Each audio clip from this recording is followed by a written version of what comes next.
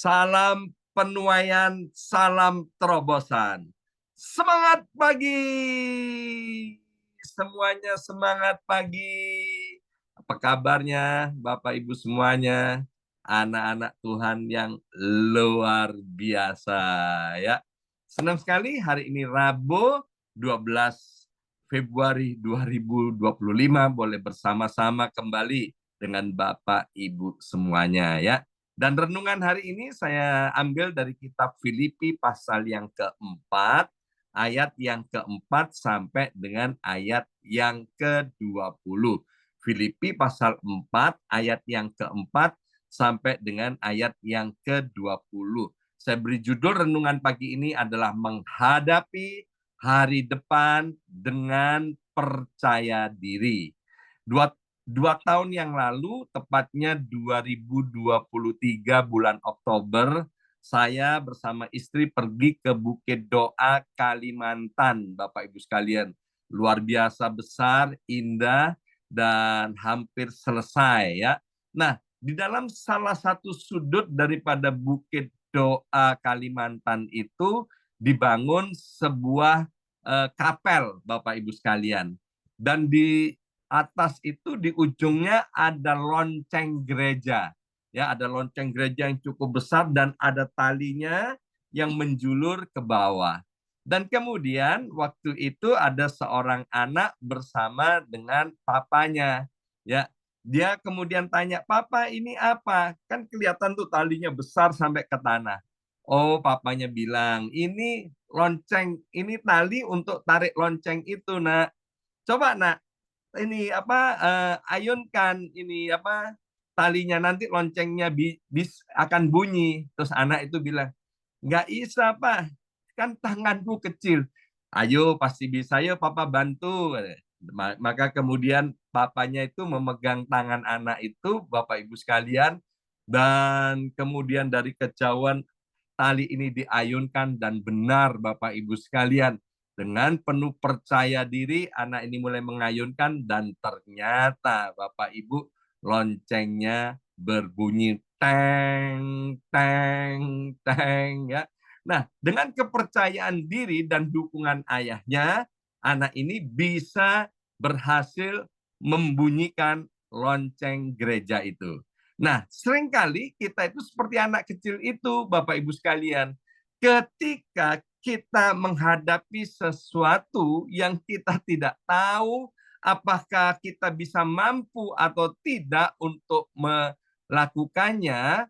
Nah, firman Tuhan hari ini mau mengajarkan kepada kita bahwa kita bisa menghadapi segala sesuatu di hari-hari yang akan datang dengan penuh kepercayaan diri, karena Tuhan itu menyertai, karena Tuhan itu menolong kita.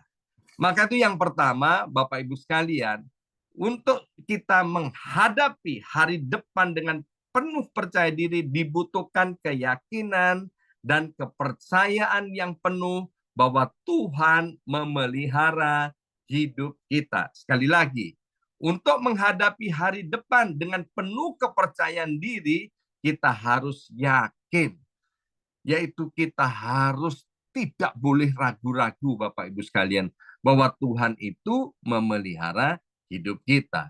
Dalam Filipi pasal 4 ayat yang ke-6 dan ayat yang ke-7 dikatakan, "Janganlah hendaknya kamu khawatir tentang apapun juga, tetapi nyatakanlah dalam segala hal keinginanmu." Wow, keren banget ayat ini, Bapak Ibu sekalian ya. Tuhan bilang jangan kita khawatir tentang apapun juga ya. Bapak Ibu boleh sebut apapun juga ya.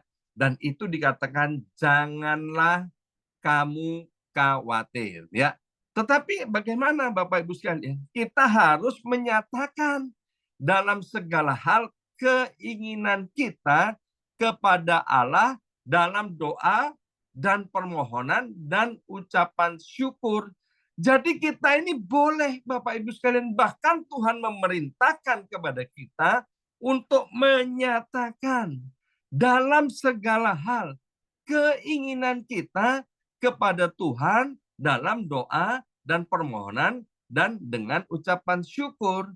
Maka ayat ini kemudian berkata, damai sejahtera Allah yang melampaui segala akal akan memelihara hati dan pikiranmu dalam Kristus Yesus. Bersama saya ucapkan memelihara. 2, 3, memelihara. Ya.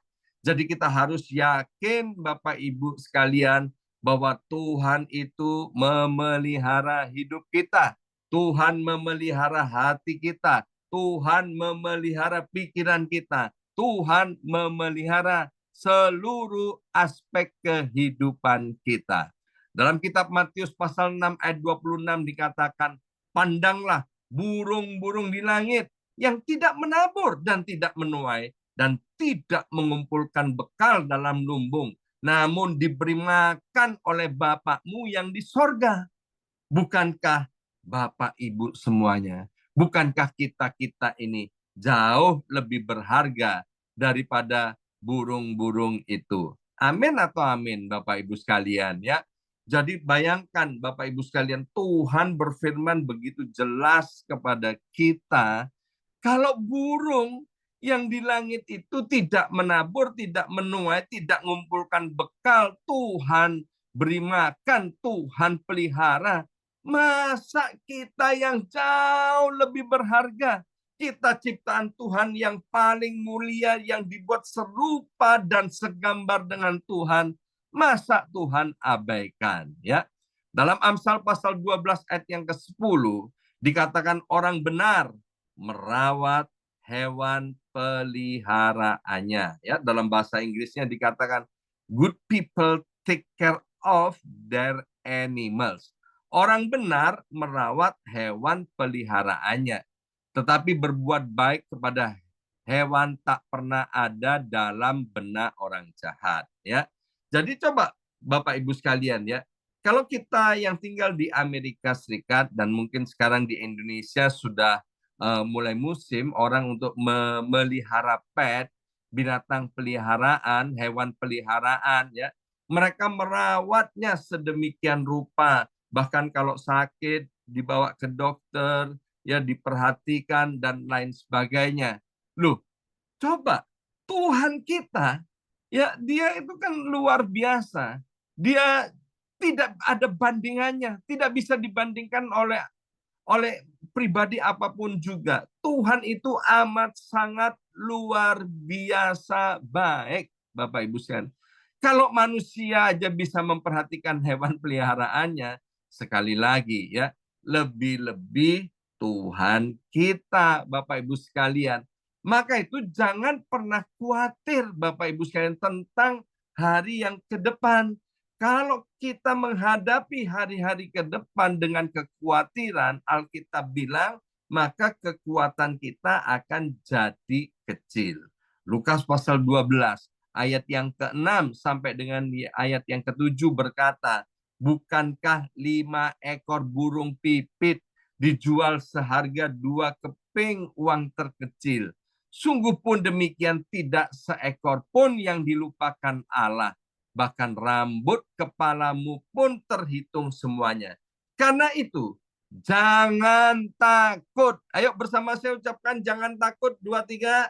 Jangan takut. Ya, Yesus sendiri jelas berkata, jangan takut. Karena apa? Karena kamu. Karena kita. Karena Bapak, Ibu, dan saya lebih berharga daripada banyak burung pipit. Jauh lebih berharga daripada hewan peliharaan. Kita adalah sekali lagi makhluk ciptaan Tuhan yang paling mulia. Kita adalah anak-anak Allah. Kita adalah milik kepunyaan Allah sendiri. Kita disayangi, dicintai oleh Tuhan. Kalau kita yakin Bapak Ibu sekalian bahwa Tuhan memelihara hidup kita, maka dalam Filipi pasal 4 ayat yang keempat dan Filipi pasal 4 ayat yang ke-7, kita dapat menghadapi hari-hari yang akan datang itu dengan penuh sukacita dan damai sejahtera. Jadi kenapa ada orang tidak sukacita dan tidak damai sejahtera untuk menghadapi hari-hari ke depan yang kita tidak tahu apa yang ada di depan kita, ya, karena mereka tidak yakin, mereka nggak percaya kalau Tuhan itu yang memelihara hidupnya. Setiap manusia, Bapak Ibu sekalian, pasti menghadapi yang namanya tantangan dalam hidupnya.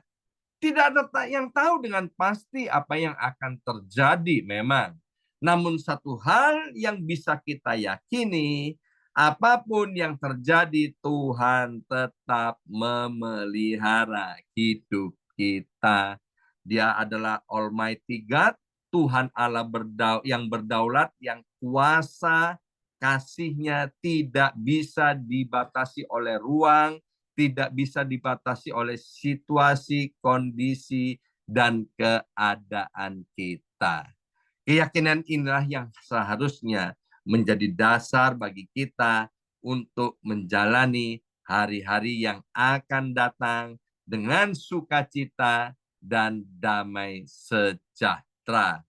Bapak Ibu sekalian, apa akibatnya kalau kita menghadapi hari-hari ke depan ini dengan kegelisahan, dengan kesedihan, dengan kekhawatiran, dengan ketakutan, dengan nggak ada damai sejahtera, ya.